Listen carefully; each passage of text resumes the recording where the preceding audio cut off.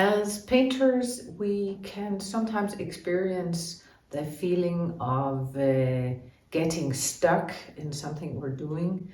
And this is what I wanted to talk a little bit about today, what I do to get unstuck, and also to tell you that it's really quite normal once in a while to feel stuck. The thing is, how quickly can we move on and get out of the stuckness to get flow again and get working again. So let's talk about that today, and I'll give you my best tip to get going. This painting here behind me has, let me step out of the way a little bit so you can take a look. This painting has been in process for a while, for several months in fact. And I initially started out with sort of a loose idea of the landscape. Then I changed my mind. I changed the color palette. I started introducing some new colors. And that was not necessarily wrong, but that's when I experienced getting stuck again. And because it wasn't what I had wanted to do initially, and then I changed my mind, and then I started to introduce some other things. I painted the sky differently, and I just I've been staring at it for several months now, working on other things in my studio, but it's just not moving along, and I couldn't really figure out what was wrong and how I was going to move forward. Luckily, I did have other things to work on and keep me occupied. So, but it's just been staring at me from the wall, and then it finally struck me as I was looking through some sketchbooks. Start looking at the painting in black and white for once. Get rid of the colors. So I took a photo with my phone on the black and white setting. And I'm going to put it on the screen now so you can have a look. And it's quite evident that the picture or the painting, the composition, it's not a strong composition. It doesn't have a real central focus or area of interest. So it's kind of a little bit wishy-washy, and it's probably because I didn't have a clear idea of where I was going. I was kind of doing a little bit of this, then changed my mind, then went in another direction, and I didn't really go all in with either of these things. So the painting is a product of that. It's not really fully one thing, it's not fully another thing. And it shows.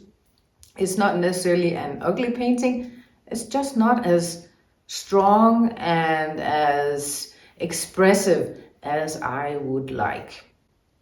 The colors I do like. They are quite a bit different from my usual color palette, but I like to mix things up once in a while. So I have a cat scratching on my studio door. let me just let the cat in. And we're back. So kind of taking a fresh look at the painting in black and white to it really revealed to me the problem. And the problem was that it wasn't a really strong idea behind the painting. I was really just enjoying painting, enjoying mixing the colors and composing the colors against each other, which is fine. But now I'm on the next stage and I want to move on and really get this painting going and turning it into eventually a finished painting. But not at any cost, of course. I want it to be a painting that really speaks to me and has some drama and some contrast in it. I'll show you what I did and how I'll move on from here. Now I'm at the stage where I don't want to continue on with the painting until I really have a very kind of clear idea of where I'm going. So I was going through some of my sketchbooks to look for ideas on how to move forward. And I came across this sketchbook here, which has some landscapes, quick landscapes that I've done several years ago, and the color palette is kind of similar to the painting behind me. But what really struck me was that there was a lot more interesting contrast in these sketches.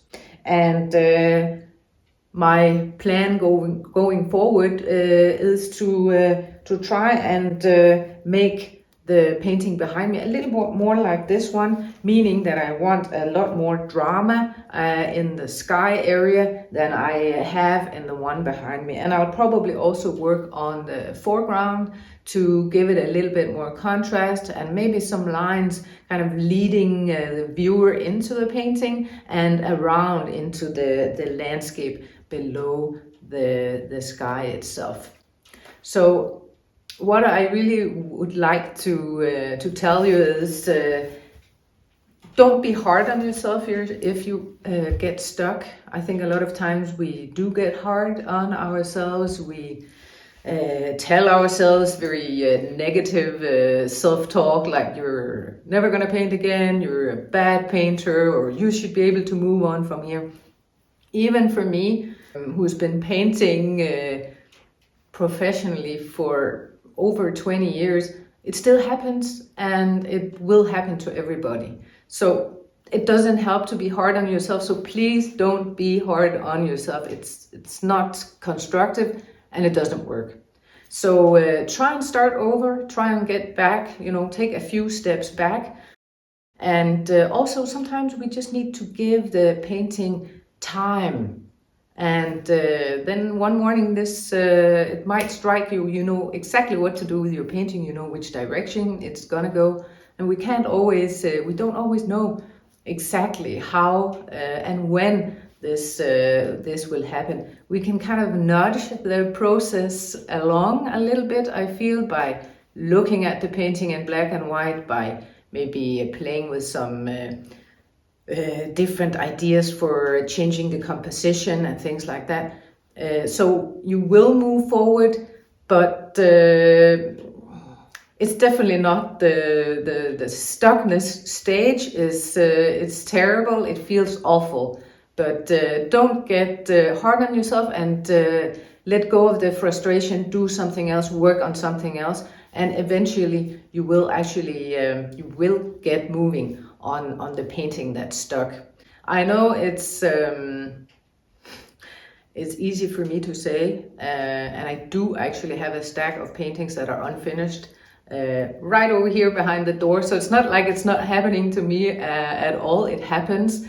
And I just wanted to know it's perfectly normal, but there's a way out, treating ourselves good, no bad self-talk, but also kind of nudging ourselves into the direction of looking at the painting with different eyes. I also sometimes feel that putting the painting away for a while and then taking it back out allows me to see the painting with fresh eyes.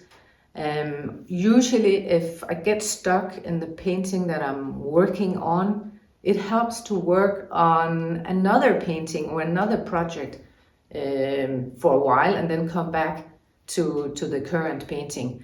It's like it helps to loosen up everything. I went ahead and made some rather big changes to the painting, and I think it works much better now. Let me get out of the way and tell you what I did and why. Basically, I darkened the sky a lot more and made some darker contrast in the foreground area or in the landscape below the sky. So I'm gonna put a black and white photo on the screen for you to see, and we can also compare it to the before and the after. And looking at them, I definitely believe that the painting has been vastly improved. Whether it's finished or not, I'm not sure yet. I like to take a few days to look my paintings over before I decide if they're finished or not. But definitely I feel I've taken a big step in the right direction, and I'm gonna let it rest now and see if it needs anything more. Before I go, I want to tell you about my free painting guide, 5 proven ways to loosen up your painting style. So if you haven't gotten your copy of the free guide, you are welcome to download it for free via my website. You can find the link below the video here. The guide covers 5 of the most common ways on how to loosen up, how to improve your painting. And looking at paintings in black and white like we did today is just one of these top 5 tips that I'm teaching you in the guide. So if you're interested, grab your copy of the guide via the link below the video here. And thank you for watching all the way to the end, and see you in the next video.